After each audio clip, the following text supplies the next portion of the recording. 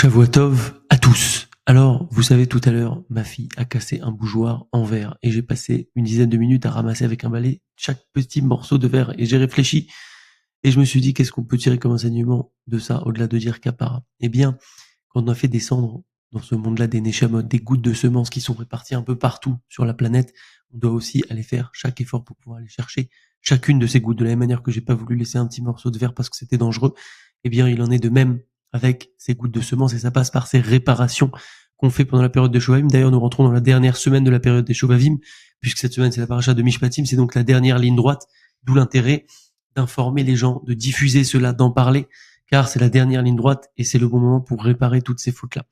En tout cas, ce soir, de quoi nous parlons? Nous parlons d'une des réparations les plus puissantes, le Ta'anit Dibour, le jeûne de la parole. Alors, de quoi s'agit-il? Tout d'abord, il faut savoir que le jeûne de la parole, ça équivaut au fait de jeûner d'un Shabbat à un autre Shabbat. C'est comme si maintenant, on est samedi soir, on mange plus jusqu'à l'entrée du Shabbat prochain.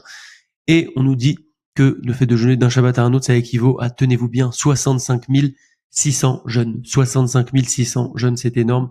Ce Ta'anit Dibour, de quoi s'agit-il? En général, c'est organisé dans les synagogues, souvent le dimanche de la dernière semaine de la période des Shovavim, ou parfois au milieu de la semaine. En tout cas, il faut essayer de se renseigner, d'aller le faire. On va à la Sina en général, il y a des collations, c'est pas très difficile puisqu'on peut manger. Mais c'est quand même une journée assez lourde, en tout cas, très efficace.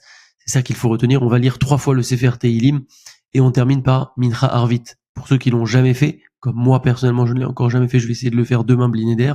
Il faut se lancer, c'est une très grande réparation, un effort qu'on fait pour Akadosh Baruch Hu pour réparer toutes ces fautes qu'on a pu commettre.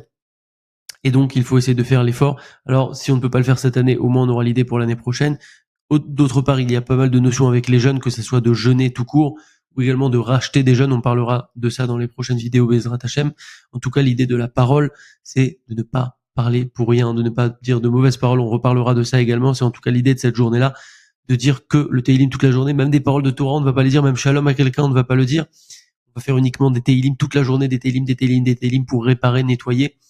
Et cela sera extrêmement efficace. Bezrat Hashem, voilà pour le Ta'anit Dibour. Shavuot Tov à tous. Chazak.